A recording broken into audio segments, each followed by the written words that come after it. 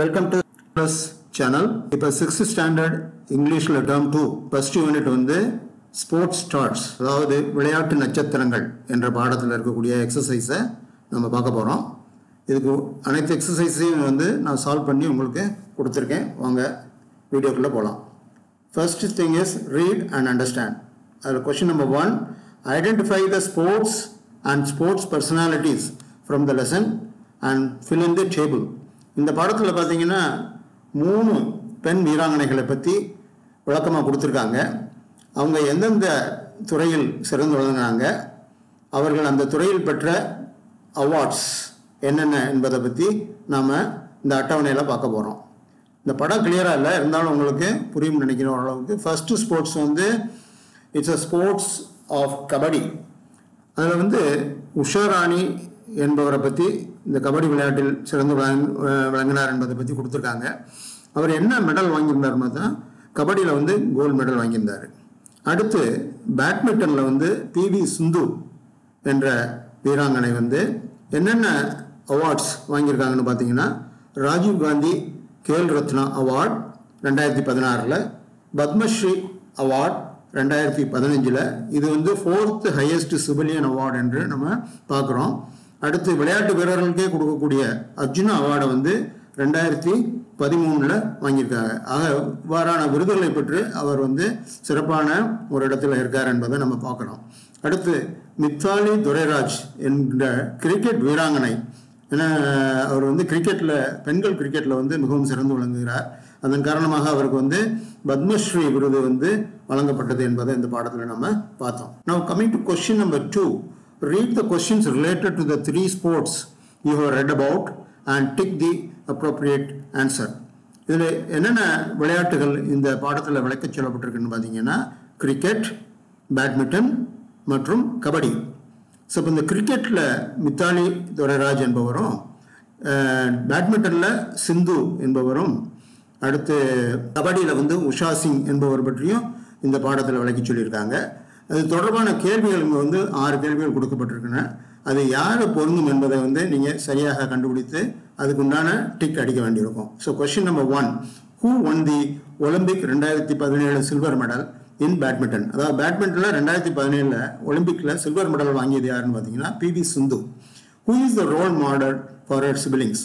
அதாவது அவர் சொந்த சகோதர சகோதரிகளுக்கு யார் ஒரு வழிகாட்டியாக இருந்தார் என்று பார்த்தீங்கன்னா, உஷா சிங் வந்து கபடி விளையாடும் போது அவருடைய சகோதர சகோதரிகளுக்கு ரோல் மாடலாக இருந்தார் என்பதை பாடத்தில் சொல்லியிருக்காங்க. Whose mother tongue is Tamil? Of the 3 யாருக்கு வந்து தமிழ் தாய்மொழி என்று பார்த்தோம்னால், மித்தாலி துரைராஜ் என்பவருக்கு அது தமிழ் தாய்மொழியாக இருக்கிறது. Whose attitude is never say die spirit? அதாவது PV சிந்துவுடைய கோச்சான கோபிச்சந்த் என்பவர் அவரை பற்றி சொல்லும்போது நெவர் சே டை ஸ்பிரிட், அதாவது எந்த காலத்திலும் எந்த காரணத்துக்காகவும் நாம் வைத்த குறிக்கோளிலிருந்து பின்வாங்கக்கூடாது என்பது அவருக்கு பொருந்தும் என்று சொல்லியிருக்கிறார். அந்த விதத்தில் இந்த கேள்விக்கு வந்து சரியான விடை PV Sindhu. Which player works in the police department? காவல்துறையில் பணிபுரியக்கூடிய விளையாட்டு வீராங்கனை யாருன்னு பார்த்தீங்கன்னா, உஷா சிங். கபடி விளையாடுறவர் வந்து காவல்துறையில் பணிபுரிகிறார் என்பதை நம்ம பார்த்தோம் இந்த பாடத்தில். Which player holes the record for the highest individual score in cricket? அதாவது பெண்கள் கிரிக்கெட்டில் அதிகபட்ச, அதாவது அதிக அளவு ஸ்கோர் எடுத்திருக்கக்கூடிய பெண் யார் என்று பார்த்தோம்னா மித்தாலி துரைராஜ் என்பதை பார்த்துருக்கோம். சரியான விடையை வந்து டிக்கெடிச்சு காட்டியிருக்கிறேன். Now coming to question number 3, think and answer. Women and men can achieve anything provided they put their heart and soul into it. Discuss in the class. Do you think being a man or a woman makes a difference? அதாவது பெண்களுக்கும் ஆண்களுக்கும் இது போன்ற விளையாட்டு திறனை வெளிப்படுத்துவதில் வந்து வேறுபாடு இருக்கிறதா என்பதை கேள்வியாக கேட்டிருக்கிறார்கள். இந்த பாடத்தில் கொடுத்திருக்கின்ற அந்த 3 உதாரணங்களை வைத்து பார்த்தோமானால், பெண்களும் ஆண்களை விட குறைந்தவர்கள், அவர்களுக்கு சளைத்தவர்கள் என்பதும் அவரவர்கள் தங்களது துறையில் மிகவும் சிறந்து விளங்கி பல்வேறு விருதுகளை குவித்து கொண்டிருக்கிறார்கள் என்பதை விளக்கி சொல்லியிருக்கிறாங்க. ஆக இதை நீங்கள் வந்து உங்கள் கிளாஸில் உங்கள் ஃப்ரெண்ட்ஸோடு டிஸ்கஸ் பண்ணி இது சம்மந்தமாக ஒரு சின்ன வரைவை வந்து எழுதி வச்சுக்கிங்க. அது உங்களுக்கு பரீட்சைக்கு யூஸ்ஃபுல்லாக இருக்கும். Now question number 2, how can you balance your academic goals and your passion for sports and arts? So இதில் பார்த்தீங்கன்னா PV சிந்து அவர் வந்து 9th வரைக்கும் தான் ரெகுலர் ஸ்கூலுக்கு போனார். அதற்கு பிறகு அவர் பேட்மிண்டனில் இன்டர்நேஷ்னல் அளவில் தொடர்ந்து பல போட்டிகளில் கலந்து கொண்டு இருந்த காரணத்தினால அவரால் பள்ளிக்கோ கல்லூரிக்கோ போக முடியாத ஒரு சூழ்நிலை. அதனால் அவர் என்ன பண்ணார்னா, தொடர்ந்து அந்த படிப்பை தொலைதூர கல்வி என்று சொல்லக்கூடிய அந்த கரஸ்பாண்டன்ஸ் கோர்ஸ் மூலமாக முடித்து அவர் பிகாம் டிகிரி வாங்குற வரைக்கும் போனார் என்பதை பார்க்குறோம். ஸோ அதனால் டெஃபினட்டாக வந்து உங்களுடைய அகடமிக் கோல்ஸ், அதாவது உங்களுடைய படிப்பு சம்பந்தமான திட்டமிடுதல்களையும் விளையாட்டுத்துறையில் உங்களுக்கு இருக்கக்கூடிய அந்த ஈடுபாட்டினையும் சமப்படுத்தி நீங்கள் கட்டாயம் வந்து ரெண்டையும் அச்சீவ் பண்ண முடியும் என்பதற்கு பி.வி. சிந்து ஒரு நல்ல உதாரணம். இதை அடிப்படையாக கொண்டு நீங்கள் ஒரு பேரா வரைந்து அதை வந்து படித்துக் கொள்ளுங்கள் என்பதை நான் அந்த நேரத்தில் கேட்டுக்கொள்கிறேன். அடுத்து vocabulary. First A, match the sport and the equipment. கீழே வந்து ஒரு 5 ஸ்போர்ட்ஸினுடைய பேரும் ரைட் காலத்தில் வந்து அது சம்மந்தப்பட்ட உபகரணங்கள் அல்லது பொருட்களையும் வந்து விளக்கி சொல்லியிருக்காங்க. உதாரணத்துக்கு வந்து கிரிக்கெட்டுக்கு சொல்லியிருக்காங்க. கிரிக்கெட்டுக்கு வந்து பேட் வந்து எவ்வளோ அவசியமோ அதுபோன்று ஒவ்வொரு கேமுக்கும் எது தேவை என்பதை இப்போ நம்ம பார்க்கலாம். Football bow and arrow, tennis club, golf net, volleyball rockets, archery helmet. இதெல்லாம் வந்து பொருத்தமில்லாத விடையாக உள்ளது. நான் அதை வந்து உங்களுக்கு பொருத்தி காட்டியிருக்கிறேன். பார்த்தீங்கன்னா ஃபுட்பால் வந்து கோல் கீப்பர் பார்த்தீங்கன்னா always he wears a helmet. Football சம்மந்தப்பட்ட உபகரணம் வந்து ஹெல்மெட். தென் டென்னிஸ்ன்னு எடுத்துக்கிட்டிங்கன்னா டென்னிஸில் அவங்க பயன்படுத்தக்கூடிய அந்த மட்டையை வந்து நம்ம வந்து ராக்கெட் என்று சொல்லுகிறோம். ஸோ டென்னிஸ் ராக்கெட்ஸ் என்பது சரியான பொருத்தம். கோல்ஃப் விளையாடக்கூடிய இடத்தை வந்து கோல்ஃப் கிளப் என்று சொல்லுகின்றோம். வாலிபால், அதே மாதிரி வாலிபால் விளையாடுவதற்கு நெட் அல்லது வலை வந்து அவசியம் என்பதால் வாலிபாலும் நெட்டும் பொருத்தமான ஜோடி என்பதை பார்க்குறோம். அடுத்து ஆர்ச்சரி என்ற வில்வித்தை சம்பந்தமான விளையாட்டில் அவசியம் தேவைப்படுறது வந்து வில் மற்றும் அம்பு. ஸோ ஆக bow and arrow is the right answer for archery. So அந்த விதத்தில் நீங்கள் மேட்ச் பண்ணி கொடுத்த இந்த விடைகளை பார்த்துக்கொள்ளுங்க. அடுத்து B, find the names of 12 sports and games from the grid. கீழே வந்து இருக்கக்கூடிய ஒரு ஸ்டேட்மெண்ட் அல்லது பாக்ஸில் வந்து வெவ்வேறு அல்ஃபபெட்ஸை கொடுத்துருக்காங்க. இந்த அல்ஃபபெட்ஸில் வந்து நீங்கள் வந்து நெடுக்காகவோ அல்லது குறுக்காகவோ மேலிருந்து கீழாகவோ அதை பொருத்தி பார்த்தோமானால் சில வார்த்தைகள் வந்து உங்களுக்கு வெளிப்படும். இந்த அவ்வாறு வெளிப்படக்கூடிய வார்த்தைகளை வந்து நீங்கள் வரிசையாக வாசித்தோமானால் ஒரு வந்து உங்களுக்கு அந்த ஸ்போர்ட்ஸுடைய பேர் கிடைக்கக்கூடிய ஒரு வாய்ப்பு இருக்கிறது. அந்த விதத்தில் நான் உங்களுக்கு இந்த எக்ஸசைஸை பண்ணியிருக்கேன். கால்ஃப், GOLF, இந்த மாதிரி ஃபர்ஸ்ட் காலத்தில் இருக்கக்கூடியதை நான் கலர் போட்டு காட்டியிருக்கேன். அடுத்து 2வது வந்து வரிசையில் இருக்கிற அந்த ரோலை, ஃபர்ஸ்ட் ரோல் இருக்கு பாருங்களேன், கபடி, KABADDI என்பது 2வது இருக்கக்கூடிய ஸ்போர்ட்ஸ். 3வது செஸ் கொடுத்துருக்காங்க பாருங்க, CHESS என்பது 3வது ஹரிசாண்டலாக கொடுத்துருக்காங்க, 4வது ரோலில் இருக்குது. அடுத்து 4வது எடுத்துக்கிட்டிங்கன்னா ஹாக்கி, HOCKEY, இது வெற்றிகளாக வந்து 4வது காலத்தில் கொடுத்துருக்காங்க.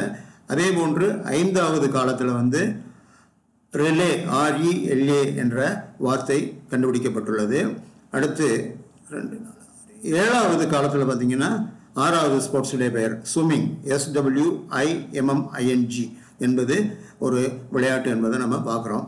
அடுத்த காலத்தில் பார்த்தீங்கன்னா 7வது விளையாட்டு that is ice skating, ICESKATING என்பது ஐஸ் ஸ்கேட்டிங் என்பது ஒரு விளையாட்டு. அடுத்து லாஸ்ட் காலத்தில் பாருங்களேன், 8வது விளையாட்டுடைய பேர் இருக்கும் டேபிள் டென்னிஸ், TABLE TENNIS. அடுத்து ஹரிசாண்டலாக 3வது ரோவில் பார்த்தீங்கன்னா டென்னிஸ், TENNIS. அடுத்து 10வது வந்து செஸ், CHESS என்பது ஹரிசாண்டலாக கொடுத்துருக்காங்க. அண்ட் லாஸ்ட் ரோவில் பாருங்களேன் SUMO என்ற ஒரு விளையாட்டின் பெயரும் கொடுக்கப்பட்டிருது. இந்த SUMOங்கிறது வந்து ஜப்பான் நாட்டின் தேசிய விளையாட்டு என்பதை நம்ம பார்க்குறோம். இது C, tick the meaning of the utilised word.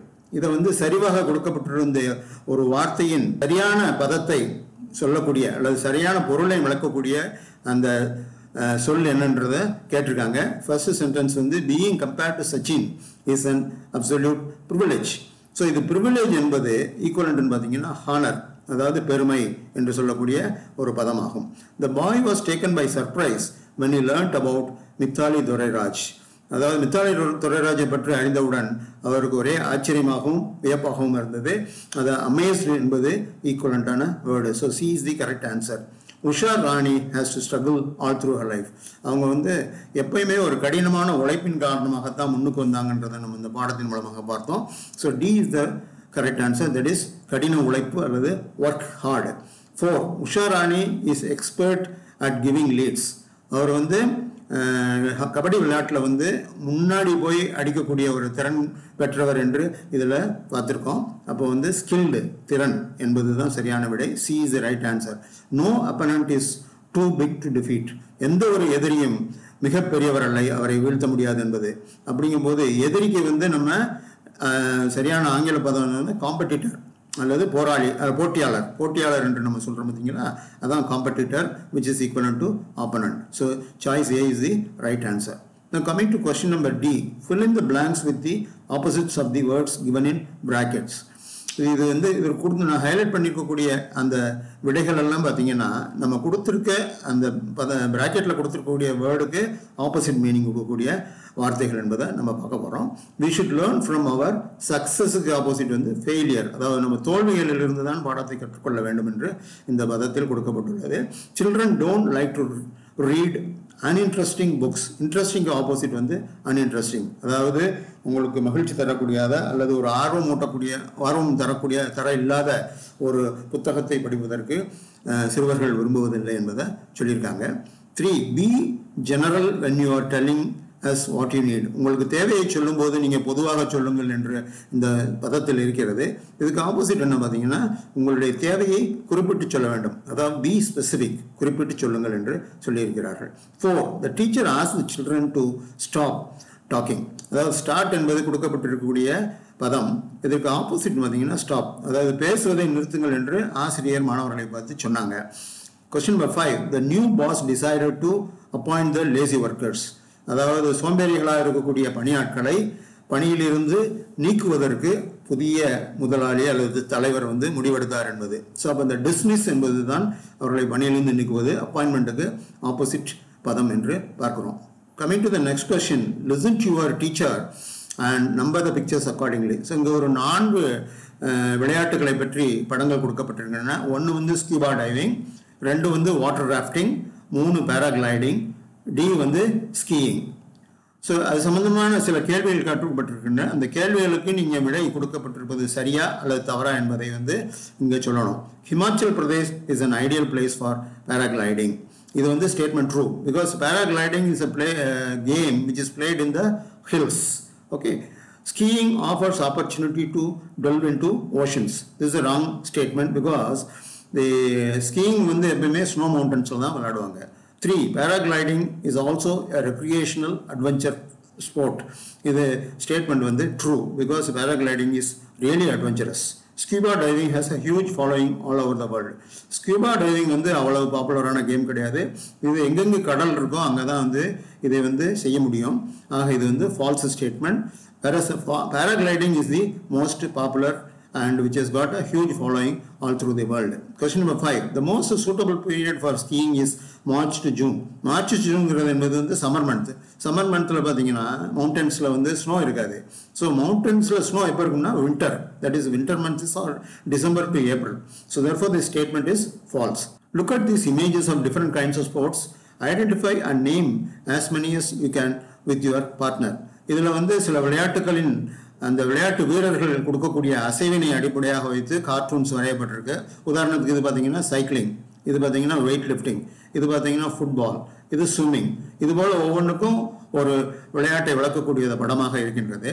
இதை வச்சு ஒரு எக்ஸசைஸ் உங்களுக்கு கொடுத்துருக்காங்க. Describe any one of them to your partner. So அதுக்கு நான் உதாரணம் வந்து ஃபுட்பால் எடுத்திருக்கிறேன். Name of the sport football. What equipment is used to play the sport? ஃபுட்பால் விளையாடுவதற்கு என்ன மாதிரி உபகரணங்கள் தேவைப்படுதுன்னு பார்த்தீங்கன்னா நமக்கு தேவை வந்து ஒரு ball, that is football, and a goal post with net. இது வந்து தேவை அவசியம். What kind of area or ground or field it is played in. Football எங்கே விளையாடுறாங்க? ஃபுட்பால் கிரவுண்டில் வந்து ஃபுட்பால் விளையாடுறாங்கன்றதை பார்க்குறோம். How it is played? So I have given slightly detailed answer. It is a team game. Each team has 11 players, of which one is a goalkeeper. Other players take different positions in the ground. Each team is assigned half part of the ground. Players move, dribble, pass, kick the ball to take it to the opponent team's side of the ground and put a goal into the opponent's goal post. The team which secures the highest number of goals within the match time is declared the winner.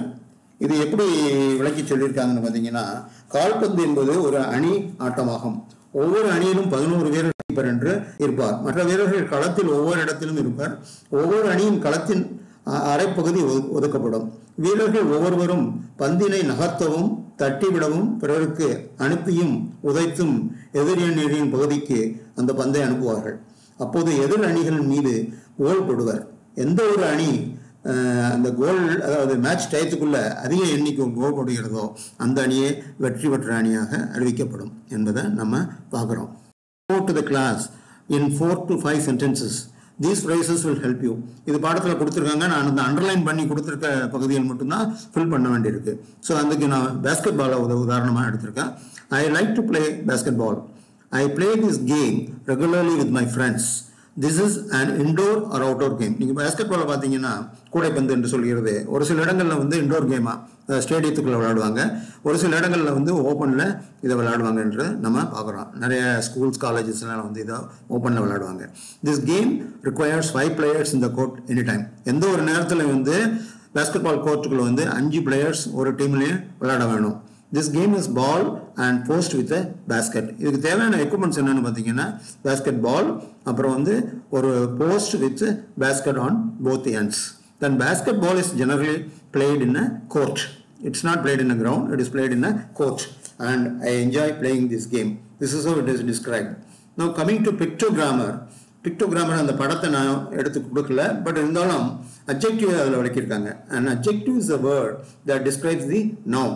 So இதில் கொடுத்துருக்க உதாரணங்கள் பார்த்தீங்கன்னா, இந்த மஞ்சள் கலரில் highlight பண்ணி காட்டியிருக்கிறதெல்லாம் adjectives, அது இல்லாமல் இருக்கிறதெல்லாம் வந்து நவுன்ஸ் என்று பார்க்குறோம். ஹாட் டீ, அதாவது சூடான தேநீர். பியூட்டிஃபுல் ஃப்ளவர், அழகான பூ. 2 dice, 2 பகடைகள். பால்டு ஹெட், வழுக்கை தலை. லேர்னட் கிராஜுவேட், படிப்பறிவாளியான பட்டதாரி. டயர்ட் மேன், களைப்படைந்த மனிதன்.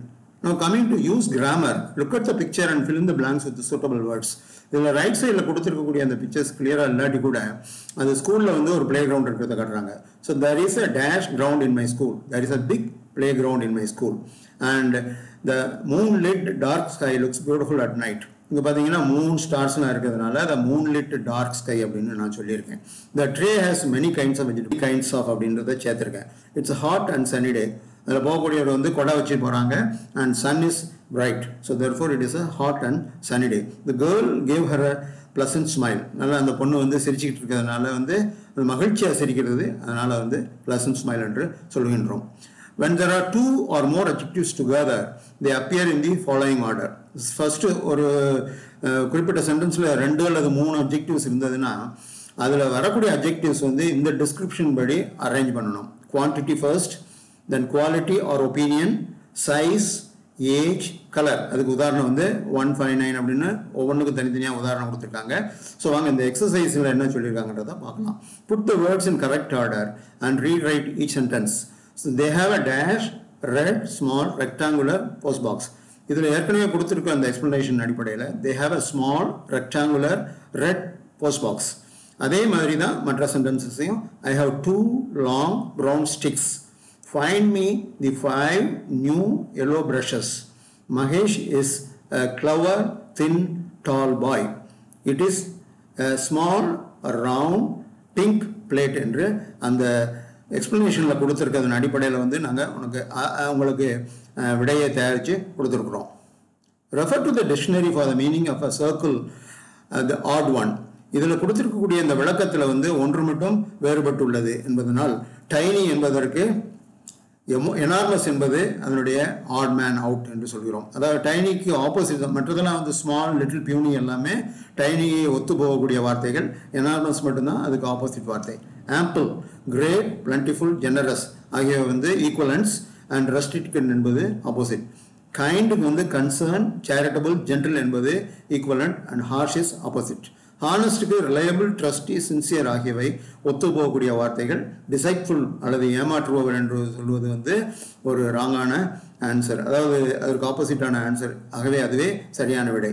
Now coming to the next question, writing. Imagine that you are a school people leader. Write a formal letter inviting the chief guest of the school's annual day and give details of the time and place of the event.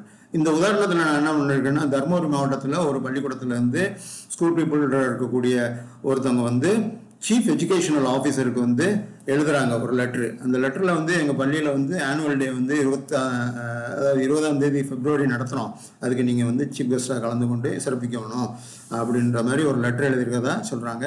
இந்த letter நீங்கள் படித்து பார்த்து புரிஞ்சுக்கிங்க. இதுக்கு தொடர்ச்சியாக வந்து இன்னொரு கேள்வியும் கேட்டிருக்காங்க. Imagine that you are the sports captain of your school. Write a formal letter to the sports captain at another school, inviting her or his team for a friendly match. You may choose any sport. Give details of time and place. Okay. So, இதில் வந்து நான் எப்படி சொல்லியிருக்கேன்னா, I am the sports captain of AVK Higher Secondary School, Vadavalli, Coimbatore. இந்த school கோயம்புத்தூரில் இருக்கிற மாதிரி ஒரு அனுமானம் பண்ணியிருக்கேன். We have school teams of different sports and games. Our school football team was the district champion in the last year district sports meet. I understand that you have got an excellent football team that had gone up to the level of state meet last year. அதாவது கடந்த ஆண்டு வந்து மாநில அளவிலான போட்டியில் கலந்து கொள்வதற்கு உங்கள் பள்ளியில் இருந்து டீம் போனதான் நான் அறிகிறேன். With the view to gain from the strength and expertise of other teams, friendly matches with interested schools for football teams are organized in our school premises every year. I request you to participate in the friendly football match scheduled in our school from 17th February 2022 to 19th February 2022. I request for a line of confirmation in the matter at the earliest.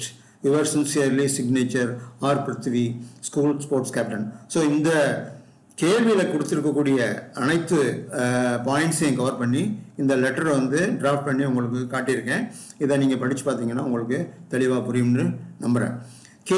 Make a diary entry on the impact of sports personality who is an inspiration. அதுக்கு என்னென்ன விதமான conditions கொடுத்துருக்காங்கன்னு பார்த்தீங்கன்னா, date your entry, write naturally and truthfully, use first person, make your entry informal and expressive, use words that express feelings and write what you feel about. So இதுக்கு ஒரு உதாரணம் வந்து cricket மேட்சை பற்றி கொடுத்துருக்கேன். I am Raghavan. I am studying 10th standard in PKN Higher Secondary School, Chennai. I have been playing cricket since my elementary school days. I took training in a local cricket club in the beginning and joined the state academy 2 years back. I took intensive coaching in bowling and developed special skills as a spinner.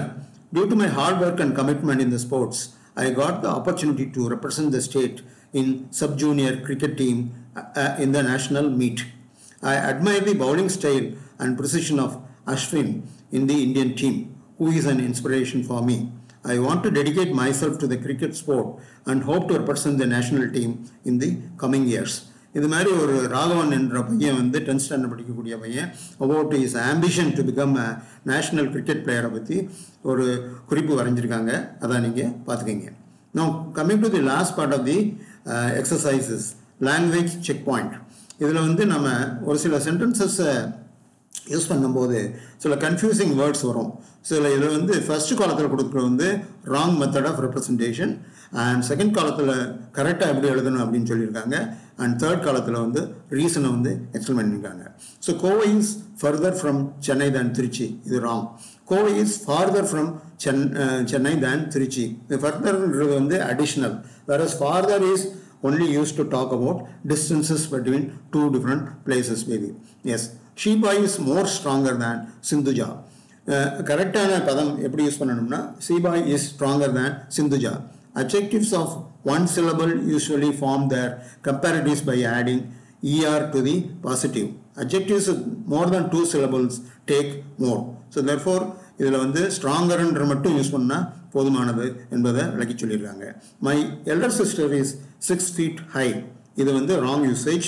whereas my elder sister is 6 feet tall என்பது சரியான உதாரணம். காரணம் என்னன்னு பார்த்தீங்கன்னா, we generally use tall with the people and it is the opposite of short.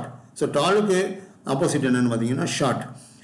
High is always while referring to trees, buildings or mountains and it is the opposite of low.